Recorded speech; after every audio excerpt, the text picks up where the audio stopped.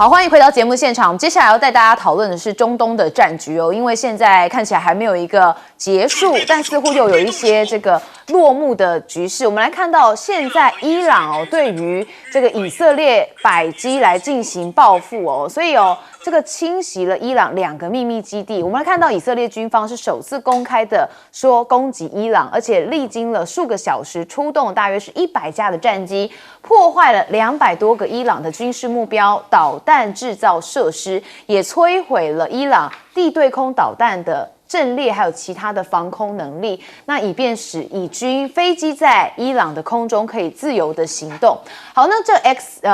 这个账号呢，它也有平台讲说，他们除了军事设施被打击之外，其实有2个秘密基地也被攻击了，这是伊朗这边的这个被攻击的状况。那这2个秘密基地多厉害呢？他们说有一个是跟德黑兰的前核武计划有关，那另外一个基地是跟德黑兰的弹道飞弹计划有关，所以以军这一波的攻势，是不是也削弱了伊朗的军事能力？伊朗这边当然会很不满嘛，所以我们可以看到，现在伊朗的外交部发言人巴洛梅海伊吗？他说，德黑兰将动用所有的可行手段来回应以色列上周末对伊朗境内军事目标发动的一个空袭行动。那伊朗革命卫队的指挥官则说，我们警告以色列哦，在袭击伊朗军事设施之后，你就会面临一个痛苦的后果。好，这是伊朗的一个报复的一个说法。好，不过以色列现在是不是也急着补防空的破洞呢？为什么？因为伊朗的大使馆这边他们也发了影片来进行嘲弄，不过我们把它做成照片来做对比给大家看，是更明显了。其实10月26号就是前几天以色列袭击伊朗其实这个飞弹大部分都在空中就被伊朗的防空系统给拦截了，反倒是伊朗袭击以色列的时候，飞弹却是一颗颗落地，到处都是火光所以以色列是没有成功的拦截伊朗的飞弹。那伊朗大使馆这样子做对比，当然就是要告诉大家说，其实以色列也没有这么厉害。好，那确实以色列现在因为这个要研发一些防空系统，他们也斥资了127亿，加速的研发铁树，这个开发速度非常快说希望能在1年之内投入了实战。那为什么要用铁树呢？主要就是因为要拦截跟消除各种空中的威胁，像是火箭，还有这个迫击炮弹以及无人机，还有巡航导弹嘛。那这个新的防御机制铁树就会跟现有的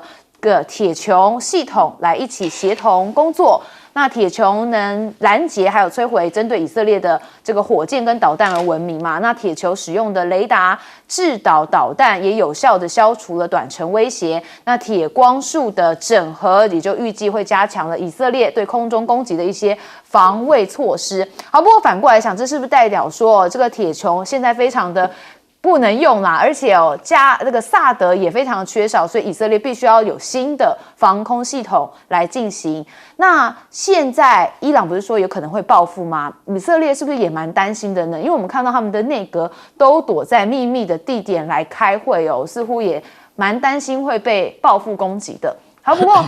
伊朗现在也拉了西方国家来到这个局面里头，所以美国到底角色是什么呢？中方现在谴责说，侵犯伊朗主权的行为是敦促以色列要停止挑衅。不过哈米林的外事顾问说，伊朗其实跟西方合作是持一个开放的态度，不过前提就是要尊重跟平等，所以他们说这是伊朗最高的外事顾问他有讲说，我们不会这个批评以色列是无事生非也谴责美国对以色列是无条件的支持。他说，其实我们就寻求是真正跟西方国家来保持一个开放合作的态度，但是你必须要尊重我们的主权，而且平等的对待我们。所以他们正在积极的重新定义跟西方还有东方以及发展中国家的一些新平衡。好，那我们再看到是纳坦雅胡因为现在纳坦雅胡我们说很好战的感觉，那他也说愿意推动跟阿拉伯国家关系正常化都说希望要和平进程。他说以和平换和平，实力促进和平。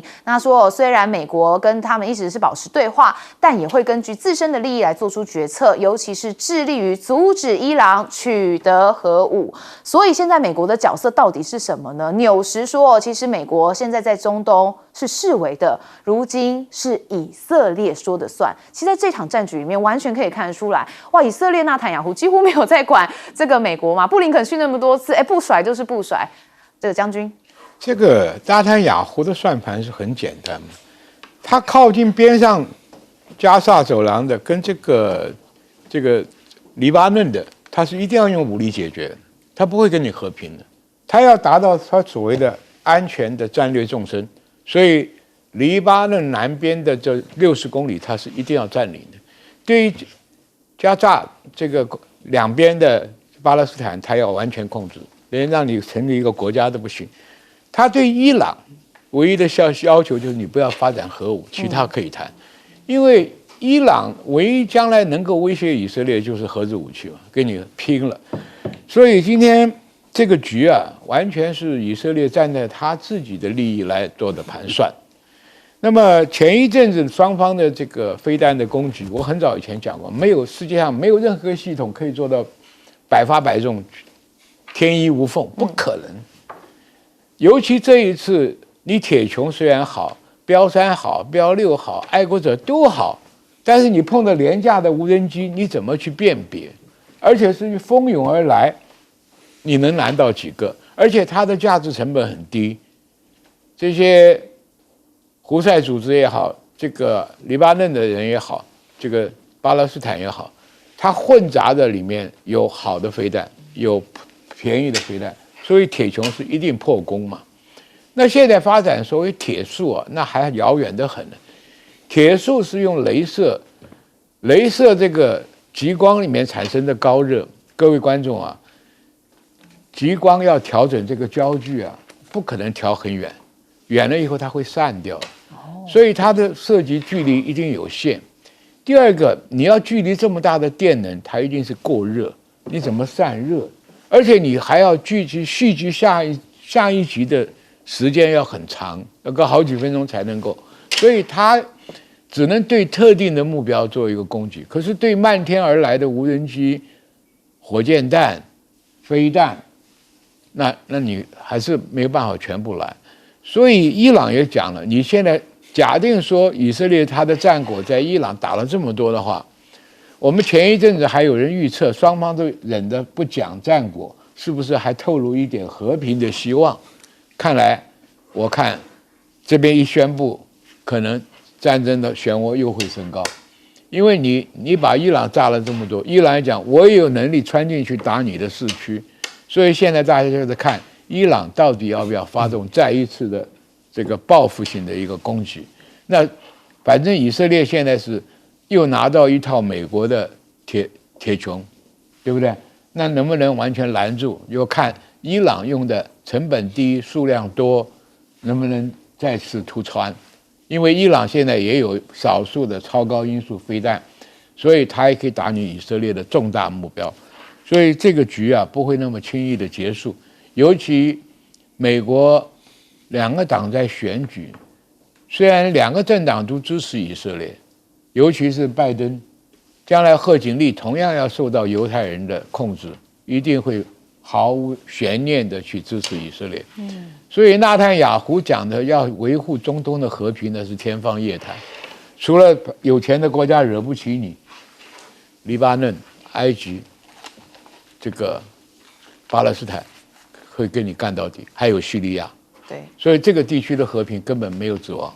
对啊，而且他刚刚不是我最后讲的这个吗？以色列要跟这个大家推动和平进程，希望以和平换和平，以实力促进和平。和平很会讲，嘴巴可以讲，但实际上做不出来。赖教授，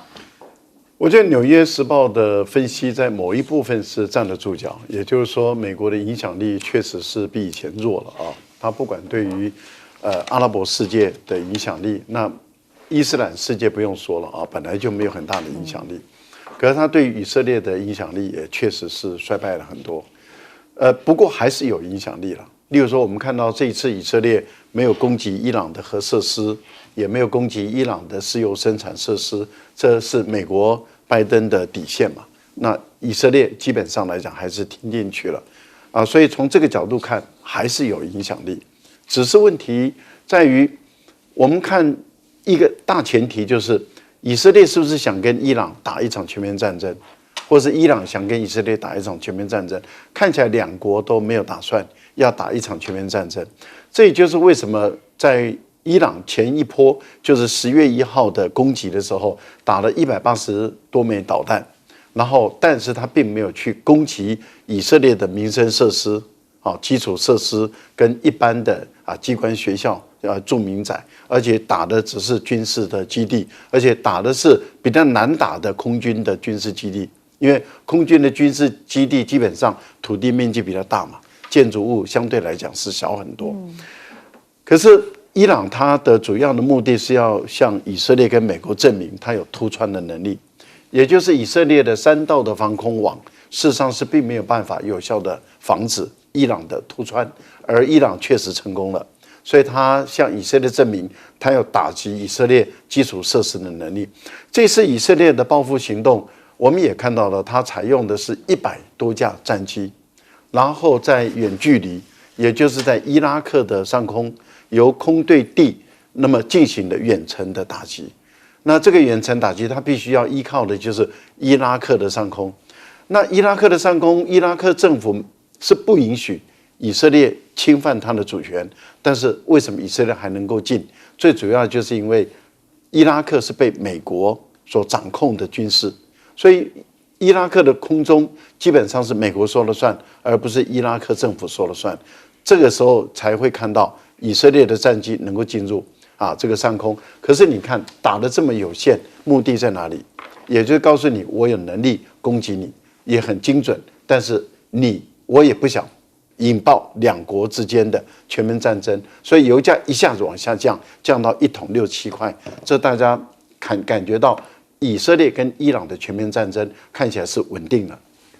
好，确实现在这个美国如果可以让以色列进到他们的那个伊拉克的上空，也代表可能有点默许的味道嘛，苑教授。这的确是如此嘛，因为现在伊拉克自从这个海山被干掉以后，那基本上的话呢，美国的军事部署都在那边嘛。然后它的领空上面讲好，本来是讲好说是大家地图一打开的话呢，以色列跟伊朗之间隔的有约旦啊，有伊拉克嘛，对不对？让它飞过去的话呢，一定要侵犯一些国家的领空主权。但这个领空主权目前为止是由美国控制，以色列跟美国的关系是非常好的嘛，所以说这个一点都不意外啊。但是我觉得比较意外的消息，我这边提一下啊，就是说伊朗现在新选出来的总统叫做佩泽西昂扬啊，他本来就是一个比较亲西方的态度啊，要不是因为10月1号被这个以色列逼急了的话呢，对以色列打了这个将近200颗的这个导弹的话呢，他本来的态度是要让人觉得说是耳目一新了，就是伊朗的态度是要改弦更张的，所以说现在讲这个态度，基本上的话也借这个机会把美国撇在一边了。那第二点的话呢，讲到这个纳坦尼亚胡讲到说是用和平换和平，以实力来促进和平，大家不要被第一句话骗了，要强调第2句话，以色列人就是用实力来换和平，就是我打到你不敢动。埃及啦、约旦就这种情况啊，几次6日战争、7日战争、10日战争都被打得光光的，你就不敢动，到现在埃及都不敢动啊，这个叫做以实力换取和平。促进和平啊，就是以色列要的是这种和平。那第3点的话呢，我觉得说是，纽约时报讲的非常对了，纳坦尼亚胡眼中你根本就没有拜登的，为什么呢？因为川普讲了说，哎呀，纳坦尼亚胡经常晚上打电话给我然后讲了任何事情都跟我商量就没听说过拜登有反对的，或者没听说过美国的这种情报单位讲说澄清，对不对？就是说这个是极大的侮辱啊！就是说一个我曾经在这个节目上讲过哈，我们现在知道他们之间有亲属关系，不过谁是爹谁是儿子都搞不清楚。我现在可以告诉大家，以色列基本上是美国的爹了所以他做这个决定的时候，如果说你这个爹做什么事情的话，他要跟你儿子请教吗？不可能的。但是呢，我要在这边提出一个非常重要的一个警告大家千万不要把这个世界和平的希望放在川普身上为什么？因为纳坦尼亚胡这么相信川普的原因，就是川普对于这个所谓的用这种实力来促进和平的观念是完全认同的川普的话呢的做法上来讲，会说是这个对于纳坦尼亚胡在中东所做的事情的话会开绿灯。时间快到了，到时候大家拭目以待，就可以看得出来，目前为止的话呢，以色列之所以有恃无恐的主要原因有2个，一个就是在美国的犹太人的话呢对以色列的全面的支持，另外一个话呢，纳坦尼亚胡也是强调说是川普本身来讲是的立场跟他站在这边，所以说冒大不讳晚上打私人电话给川普，这是何等严重的事情！而且川普这个大嘴巴居然还说出来了，这是何等严重的事情啊！他当然要说啊，他要说他才有选票啊！你看我多厉害，对不对？好，以实力换取和平，接下来川普会不会走这个面向呢？值得我们关注。休息一下。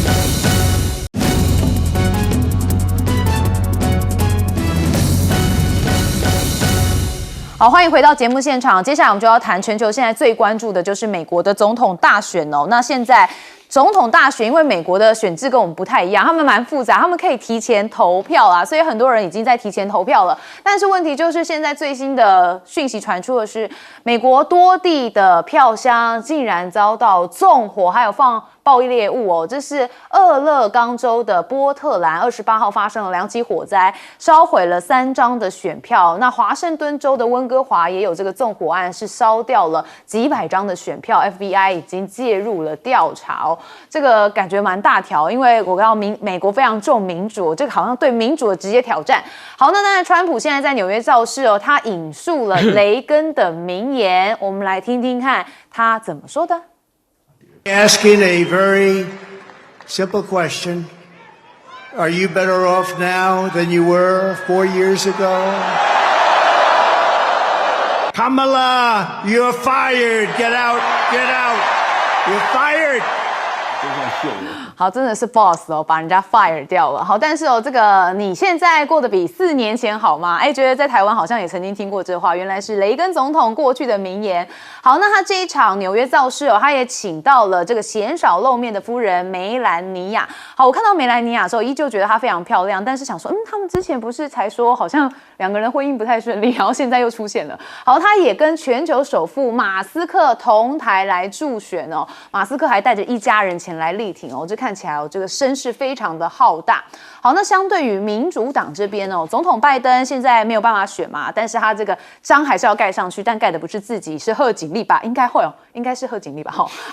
不管，提前投票给贺锦丽啊，因为我们也看不到选票。他说我们会胜选。好，那现在呢，这个拜登是不是也成为一个包袱啊？因为哦，听说啊，这个拜登想要在大选日到来之前，最后几天来为贺锦丽站台啦，也预留了时间。但是贺锦丽的团队都没有给他回复，就说我们会再联系你哦。然后呢，新闻网就有在分析说，冷处理是因为这个贺锦丽的团队认为，这关键时刻拜登已成为了政治包袱，又不愿意直接的表示不希望拜登为他来竞选。确实哦，如果这样子，可能民主党的人也会有点流失哦。但是我可以看到奥巴马不断的在造势，所以奥巴马是可以的，但拜登现在是不要哈。好，那美国的大选最新的民调说是5-5波，说这个美国总统大选最后7天了嘛，现在看起来2个人是不分上下伯仲之间。那政治分析家说，这样的焦灼选情其实对川普是比较有利的，原因就在于他不仅成功的缩小了跟贺锦丽的差距，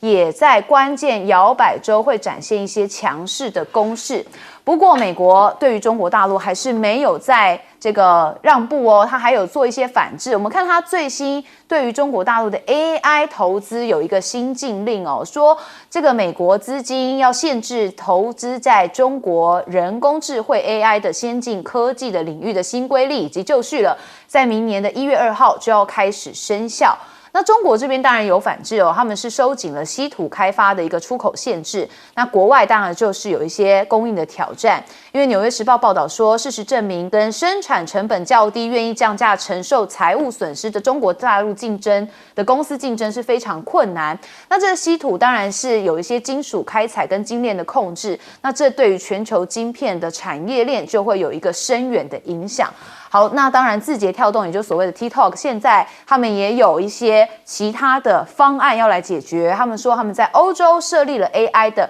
研发中心，而且已经开始招募了一些 AI 的人才技术，要强化第2大经济体的 AI 研发能力。好的，中国大陆呢，现在在全球当然是美国的一个大威胁，但是呢，其实很多人说跟中国大陆是又要竞争也要合作。我们看到就是芬兰啊，很多人说他是不是最近跟中国大陆的关系是比较靠近的呢？我们现在看到就是芬兰总统哦，史塔布，他在28号抵达了北京。我们看一下他去北京做了什么。Do you know how to say thank you in Finnish? It's kiitos. 哦，他教了小朋友的芬兰语哦，甚至哦，他到了北京之后，也开启了为期4天的一个访华行程。他也跟他的夫人一起同游北京故宫，表示即将要跟习近平还有其他国家领导人讨论重大的国际议题，也介绍了芬兰的外交安全政策。它是为期4天的北京访华的行程。好，但是除了商业代表团之外哦，这一次陪同这个访华的还有芬兰的环境与气候变迁部长，以及农业跟林业部长，还有外长等高官，也都先后的到访了北京跟上海。那芬兰的外长呢，则是说中国是许多全球跟地区问题的一个重要参与者，所以要讨论的就是中国跟芬兰的双边关系，甚至要讨论是影响欧洲跟芬兰安全的一个热点问题。所以看得出来，芬兰其实现在跟中国大陆的关系有在拉近当中哦。所以你看他访华也是蛮刻意的行程嘛，所以一定要跟中国大陆有一些交涉。那芬兰的媒体则是密切的关注说这个总统司徒部的访华行程。那北京的芬兰商会也有一些讯号，我们来看芬兰的总统上次访华是在什么时候呢？其实就是2019年。那这个次呢，史塔布也将访问北京跟上海。那他们参加了清华大学跟芬兰应用科技大学的新项目启用仪式哦。北京的芬兰商会会长呢，他就认为说，芬兰工商界认为这一个访问是两国贸易关系的一个重要讯号，也是必须要将芬兰跟中国企业之间的一个合作有一个很大的一个进展。那史塔布呢，还将出席中芬创新合作的一个委员会会议，31号也将前往上海的复旦大学来发表演讲，下午参加一场商业论坛，来讨论芬兰跟中国企业之间的商业投资。看准的很明显就是中国大陆的市场，他们就很大。你说要跟他就是竞争没有问题，但是也要合作嘛。这个人民币该赚的还是要赚，对吧？将军，问题芬兰能够销给中国大陆的东西不多，那中国大陆的制造品可以销给芬兰的东西很多。那么其实这个带了农业部长、商业部长去谈是表面的一个幌子，我觉得骨子里面呢。因为芬兰跟俄罗斯的边境长达上千里啊，是俄罗斯也很担心它，芬兰又加入北约，所以中间能够调停的只有中国，这个东西才是他谈到的欧洲安全的问题。这个安全问题事关他自己，因为芬兰如果要被北约利用做跳板的话，俄罗斯马上就受到很严重的威胁，他的这个圣彼得堡啊。莫斯科都会受到威胁，所以中间能够找到一个能够调和两边关系是最好。就跟印度突然跟中国拉好了，那难道后面不是俄罗斯在那里死掉？中国是我的伙伴，你那个边境的不要闹了，这差不多的意思了。就是说每一个国家不能够直接打交道嘛，也找个中间人嘛。我觉得。芬兰当然，中国是个很大的市场，问题我看不出芬兰有多少东西可以销，所以他会在搞什么创业的？创业是什么？智慧财产的这一类东西。农产品你要从芬兰运到中国大陆吧，运费也太贵了，对不对？那个利润也很低，所以我觉得安全问题是他主要的一个问题。第二个，川普这个选举为什么带老婆去呢？以前贺锦丽已经再三讲了，你有个色情女明星又怎么样的，是勾三搭四的，带老婆去就丑闻很多嘛，封口费啊，这些都一大堆，带老婆去是这个旅游还会对。第二个，带这个马斯克，马斯克是川普最大的金主，投资几十亿美金，所以这个至于川普讲那个口号很容易破解，有比4年更好吗？那现在拜登这4年失业率一直往下降，通膨也可以控制的比川普好，所以这个问题就看贺锦丽要不要反击了。这个其实他用的是当年这个雷根总统的很有名的啊，笨蛋是经济，这你有比4年更好吗？对不对？这个问题啊，川普的优势是什么？在摇摆州，你民调都平衡了嘛。现在看摇摆州，从贺锦丽的领先到现在落后，因为摇摆州是最后票数的一个关键，选举人票的一个关键。所以这一次看起来拜登的希望又比贺锦丽高一点。川普的希望啊，川普，拜登已经过去了，对，过去翻页了。所以这位老人家还不甘心，你就不要出面了嘛，你出面对贺锦丽是一个负面的一个东西。是，戴教授。这个选举马上要到了哈，下礼拜，那美国的民主制度会不会经受很严峻的挑战？我们看的是结果啊，因为结果如果川普落选的话，他会不会买单？因为由于彼此之间的差距太接近了，那如果川普一旦落选了，他跟他的支持者如果不买单，那会不会演变成为另外一场比4年前更激烈的暴动？其实大家事实上是有忧虑的，60%以上的美国人他们的忧虑是很高的，因为他们认为会爆发这个激烈的冲突，甚至还有人认为内战是不能完全排除的啊，所以他们还是认为国民警卫队扮演的角色，还有一般的自己地方的武装自己走出来啊，他们会很担心这一点。那到底谁会赢谁会输？我想大家都很关注，下礼拜我们就会来分析啊这个话题。不过，川普目前的攻势似乎是蛮凌厉的啊，他一直在提醒，就是说劳工阶级。因为4年前他一直在提醒劳工阶级，4年前你是过什么日子，相对现在这4年你过什么日子啊？因为这4年以来，这个通货膨胀情况确实很严重，收入的增加的幅度比通货膨胀的幅度还要低，所以底层的人他相对被剥削感是很高的。所以这些情况你可以看到，川普在这段时间他就开始主攻这个方向了。我觉得这个方向会产生一些效应啊。另外，您提到的这个芬兰它目前的情况是这样子，是因为芬兰是高所得的国家，全世界排名前20，人均所得啊就5-6万人均所得，比我们台湾多1倍以上啊。那么这么高的人均所得的一个国家，人口数虽然不多，土地面积大。那它由于紧邻的这个俄罗斯，所以它在国家安全方面确实是有很大的压力。它现在又加入北约，但是他很清楚知道谁跟俄罗斯的关系最好，谁对俄罗斯影响力最大。目前来说，中国大陆的影响力最大，所以他如果跟中国大陆保持一个非常好的关系，那如果俄罗斯会对于他安全有威胁的话，他请中国来帮他这个说话。我觉得会产生效果，这是第一部分。第二部分，中国在芬兰的投资是欧盟的10倍，所以你可以看到，在这个部分里面，中国对于芬兰的经济是不能够小觑的。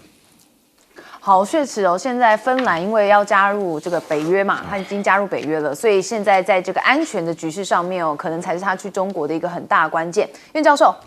我觉得美国的大选到目前为止引发了一个非常重要的哲学问题哦，我们到底要什么样的政治制度？我们要不要美式的民主？我们要不要这种以投票为主的民主？其实台湾涉入了一个非常严重的现象，这种以选票为主的民主制度所产生的结果，必然就是谎言加金钱。这个我们这个节目当中的话呢，从国际消息的前1个钟头讲的，但基本上也就是一模一样的情况。我觉得美国适不适合以它的制度来推销它自己的成就，尤其是变成这种世界霸权、世界警察，甚至于讲一般人的产生的印象是世界最进步的国家。我有的时候觉得非常难过，因为川普没有什么资格在那边讲这种话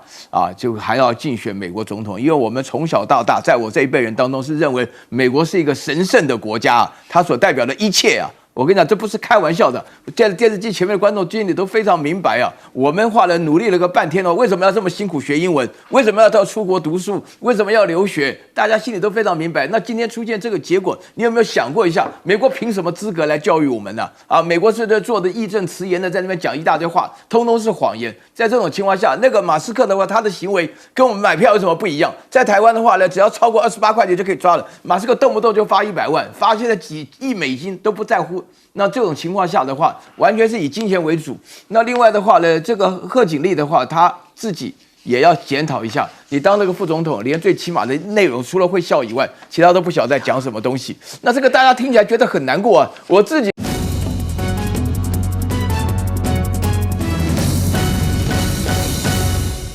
欢迎收看《新闻大白话》，我是主持人谭一伦。好，接下来我们要来关心的是国际政治焦点。不过一开始，我们先来介绍今天的特别来宾——退役中将帅化民。主持人好，各位观众大家好。国际政治专家赖岳谦。主持人好，观众朋友大家好。台大哲学系教授苑举正。一伦好，各位观众朋友大家好。好，我们首先要谈到就是临近我们的国家日本大家最喜欢去旅游的，因为他们有选举，但是现在石破茂是不是没有办法连任日本首相了呢？有可能是最短任期的那现在日本呈现一个政经很动荡的局势。好，我们来看到日本将在11月1号，就是接下来的动作召开特别国会来选举新任的首相。那尽管现任的石破茂呢，在面临逼宫的声浪之下，他也说我不会下台我要继续把这个重整。他说要把选后的政局来重整，但可能都会让日本的政经动荡是更加的剧烈。好，石破茂他是讲说，我跟执政党受到选民极为严厉的审判。他说，自民党是从心底来反省，他会继续的留任，不允许出现一个政治真空的局面。好，但是现在这日本的政局不稳定，很多学者蛮担心说，这对美国、日本跟台湾来说都是一个坏消息，因为最大的赢家现在看起来就是习近平而且可能会对日本的各党一一击破。未来在跟美国的双边峰会日本还会不断的提到台海和平的重要性这件事情吗？必须打上问号。好，那现在日本跟美国不是都有一些政局其实你看我们刚才看到石破茂嘛，他现在可能要下首相的位置，那美国也正在要进行选举，也有可能换人。好，所以日本众院议长选举之后，这个自民党跟公民党组成的执政联盟没有办法过半，所以有很大的变动。那有学者说，日本的政治不安定，接下来又有美国总统大选，所以区域的安全就显得特别重要了。好，不过呢，日本驻澳洲大使铃木良博则表达，日本对澳英美三方安全伙伴关系第二支柱高度的感兴趣，所以他也强调台海和平跟安全对日本也是极为重要的。好，我们再看这个，当然就牵涉到就是第一岛链。第一岛链现在到底状况怎么样？我们第一岛链从日本台湾、南海、菲律宾都是这样下来的。现在解放军有一个南海秋季演习，那甚至也看到了这个052D 型舰现踪在宜兰外海。那也是昨天的新闻说在昨天下午的时候，4艘中国大陆的海警船接近了我国限制的水域，海巡署的金马澎分署也立即部署了4艘巡防艇，采取1对1的平行对应，那有进行广播驱离，在大概傍晚5点的时候航出。那像是这个康定级舰共军这边也做了一些这个监控，那他也是对我们1对1的方式来进行监控，我们也对他们用1对1的方式来进行监控。那自卫队就是日本这边也有一些动作，他们在这个九州外海发现了解放军情报舰蛮频繁的出没所以他们也做了一些相关的因应。那日本防卫省这边当然也对中国大陆的一些军机蛮不满的因为解放军在1天之内竟多达3架次穿越冲绳本岛跟宫古岛之间的这个冲宫水道上空来进出太平洋，所以有中国大陆的军机不只是侵扰台湾，它当然也侵扰了日本，所以日本对于中共是很反感的。好，那还有就是南海咯，因为我们说第一岛链也包含南海。南海这边解放军他在南部战区也派出了海军护卫舰支队多艘舰艇，在南海海域进行了防空反导的科目的考核。南华早报就分析说，随着越南跟菲律宾扩大足迹，解放军这个举动就是在测试南海的防御能力。所以看得出来，现在中共他对于这个区域的安全区，他都一直不断在试大家的底线。他当然也要秀秀自己的空中实力啦，像是他们在近1个月，中国的火箭军也先后发射了这个射程达到1.2万公里的东风31AG 的洲际弹道导弹，也强调说他们的一个战略核威慑的能力。那最近又公开了至少25枚东风26的中远程弹道导弹，那这个导弹很可怕它的射程可以达5000公里，所以此举当然是在威慑说我们在中国这边的实力是越来越强了，也是要应对美军的挑战。那苏联这边，现在不会讲苏联，现在讲俄罗斯。好，俄罗斯有个这个苏57战机跟歼20、歼35同时亮相。然后说在珠海航展11月的时候，也会来为这个中共来捧中共的场，也顺便为俄国的空军来造势。那另外还有一个叫做双尾蝎的 B 型无人机，也将在中国的航展上面首度亮相，而且还会有一些飞行表演。那它这个双尾蝎这个翼展是18米，长8.8米，高2.7米，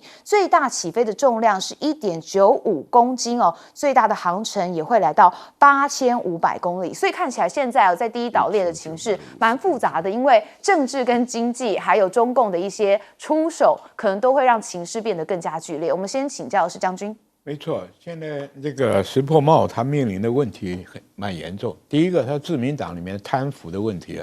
造成这个自民党的这个席次大幅降落。同时，他任上他又面临到经济下滑，人口老化，而且最严重的是可能会卷入战争这种威胁。所以他这次面临这些挑衅呢，他能不能突破是一个很重要的一个观察的要点。因为前面呢，岸田信基这个岸田安倍这些都是主张全方面的亲美，但石破茂的看法有一点不一样，因为日本的自卫队是完全受美军的节制，就是说你要出兵，你要干什么，美国人干预的很厉害。石破茂就希望说有自主的这个军事的指挥权。那么对于他国防上的安全，面临中国大陆、俄罗斯不停的在他北边的这个环岛演习，东海这边中国大陆也在做演习，南海做演习，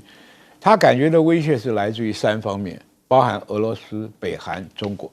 那么他的这个能源生命线又是台湾海峡一直到南海，所以这个国家陷入一个非常不安全感的一种恐惧里面。所以他对美国来讲，他也觉得美国只是核弹也不肯摆过来，要求了几次来个核潜艇晃一晃就走了。那么美国的防空系统主要防护日本的这个美军的军事基地，所以这个问题石破茂是真的想打破这么现有的现况，那但是能不能连任就很值得观望了。另外，中国大陆在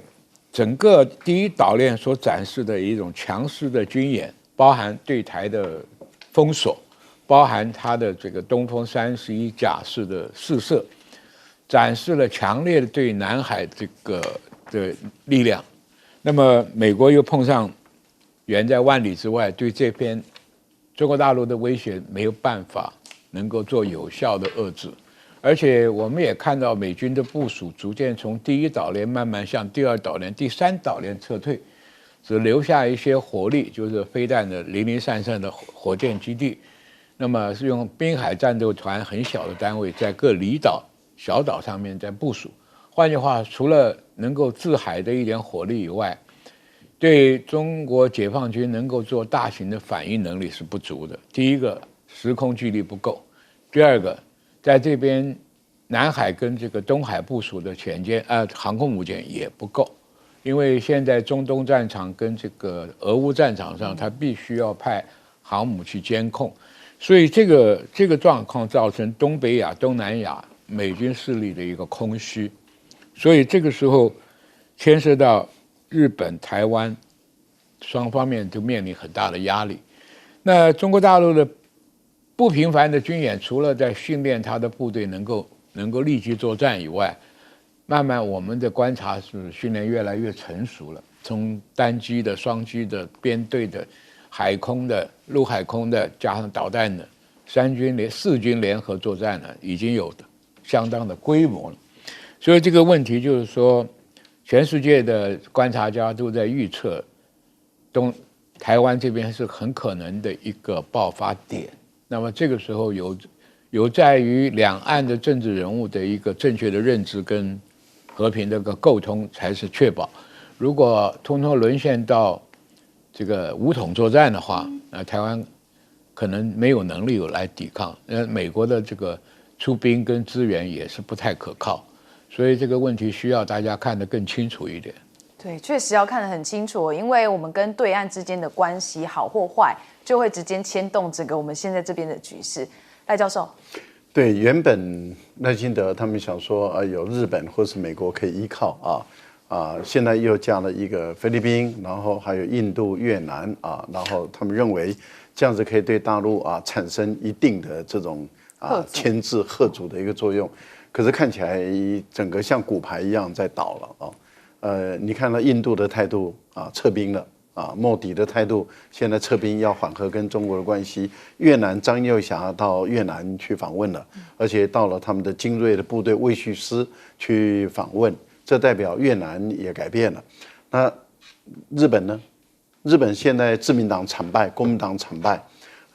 国会一旦开始开会了，就要开始选首相了，他能不能顺利组阁？这个对于石破茂来讲，已经面临严峻的挑战。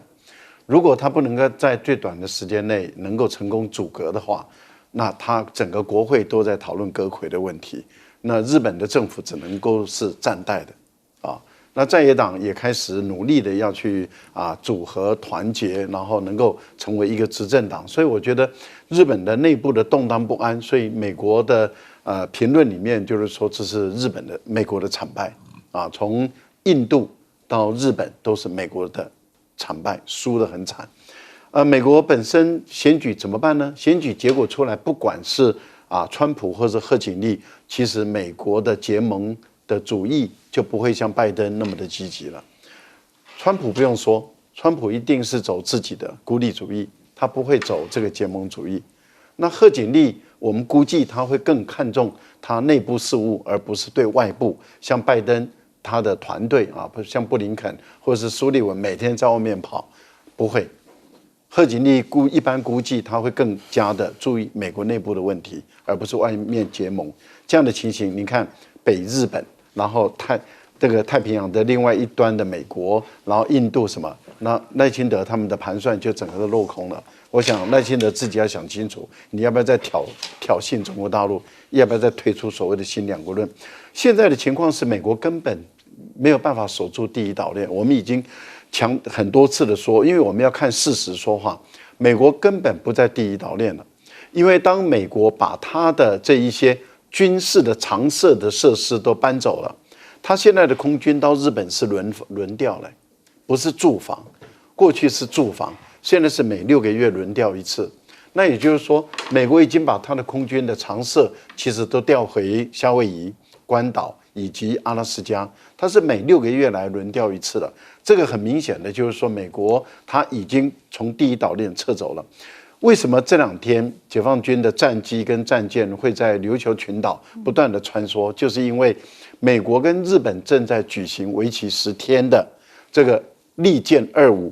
的军演，这是2年1度的军演。这次的军演比过去更大，有45000人来搞这么大的一个军演，情报太丰富了，所以大陆把他的情报船，把他的这个电侦机都派出去收集所有的情报，而且要测试你的反应。所以为什么在演习期间里面去穿梭这个宫古水道，穿梭这个琉球群岛，就是因为刚好就在演习区。为什么这次的演习区是从鹿儿岛一直到琉球群岛到宫古岛，这整个长片的水域都是美日的演习区，所以我们看得很明白，大陆就利用这段时间在测试美国跟日本他们的联合作战的情况，跟他们的通讯还有各种武器的一个性能。我觉得大陆目前来说的话，它的这种区域拒止的能力甚至我们看到它的东风26他们的导弹的攻击能力已经可以到这个关岛到周边的我们讲的第2岛链都已经开始在进行突破了。我觉得大陆的军力是把美国一直往后逼了，也就是说，美国本来在太平洋这一段，不管是东太平洋、西太平洋，几乎都是美国人在支配。现在美国几乎变成是以夏威夷画一条中线，然后一边是中国大陆的势力范围，另外一边是美国的势力范围。现在这条中线，我觉得中国大陆是在挑战的过程中。当然，现在在中线的另外一端还是美国占有优势，可是大陆已经在开始进行挑战了。那这样的话，你这条中线一画，那就一直到南太平洋。所以我个人的推断啊，我觉得美国它南太平洋的岛国能不能产生像过去一样有绝对的影响力，我想美国也不见得能守得住了。好，苑教授怎么看现在我们这个第一岛链的局势？我先讲一讲日本大选的结果哈。石破茂要继续担任首相，其实严格来讲问题不大了，因为大家要知道，这个日本本身呢，它的这个体制啊是属于君主立宪下的单一选区制，非常非常类似于英国了啊，非常类似于英国制度。所以这一次的大选呢当中呢，有2件事情啊是比较特殊的。第一件事情呢，就是说呢，投票率奇低无比，只有50%几。然后第二件事情的话呢，就是呢金融丑闻就小金库丑闻不断。那么自民党呢，还有跟公民党合起来叫自公党他们呢联合在一起的话呢，就是有自民党里面有48位在任的议员，没有办法让他代表自民党选举嘛。但是这48位当中有18位当选了18位当刚好现在的话呢，就是这个自公党的联盟执政联盟的话呢，他们刚好是缺18席，就是215，因为要233嘛，对才过半数才当这个首相。所以我觉得的话呢，整体来讲为什么这一次觉得说日本的选举的结果是非常惊讶的呢？就是因为呢，日本人感觉到日本的对于这个票选的民主制度有非常大的失望。因为日本的政治其实有很多人都会怀疑它是不是真正的民主制度，因为自民党的执政。从这个1955年开始，这个麦克斯替日本设立宪法以后，到今天来讲，除了少部分的时间以外，它绝大多数都是执政党，就基本上选举都是屡选屡胜，一直到现在出现这个结果的金权政治的结合，是一个非常严重的问题。那另外的话呢，我查了一下就是说是这个国策研究院副院长郭玉仁讲说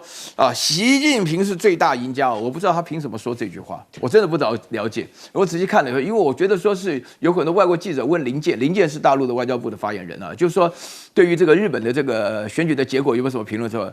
他的答案是一样，就是说我们从来不对于其他国家的内政做任何的评论。那我不晓得他讲这句话什么意思？因为什么呢？因为大家看得非常清楚就是说我们在这边的话，一直认为说日台友谊的话呢，受到安倍晋三的影响非常深远，觉得说台湾有事，日本就有事，这种说法的话呢，其实讲起来的话，完全被石破茂否定了。石破茂基本上讲起来是非常鼓舞日本要走出自己的道路石破茂讲说，你美军可以住在我日本，我日本要住到关岛上是这种态度所以说基本上我觉得日本本身的立场上不会有太大的改变，尤其是在目前这个阶段石破茂的话呢，他只差一点点嘛。那另外的话，你说在野党要组织起来，大家了解日本这次共产党还赢了3席那极右党跟极左党怎么可能在一起变成一个联合内阁的？他没办法执行的吧？所以在这种情况下，日本最大的惊讶就是投票率很低，政治非常难看，而且大家基本上的话已经失去了民心。但是日本基本上他们的立场从石破茂开始是一个新的时代，这个我们一定要搞清楚。另外有关于第一岛链的事情的话呢，大家要知道，我一句话讲完就是说大陆的演习的话呢，可以说是越演越烈声势上来讲很大。那么其中的话呢，我觉得说东风31，12000公里，东风26，5000公里，5000公里是针对关岛，12000公里针对华盛顿，所以说大家心里要有数。这个结果大家看得很明显，日本的军事实力是越来越强大了对不起，中国的军事实力是越来越强大的，日本没有军事实力可言了。对，所以他才要越演越烈嘛。好，我们休息一下，马上回来。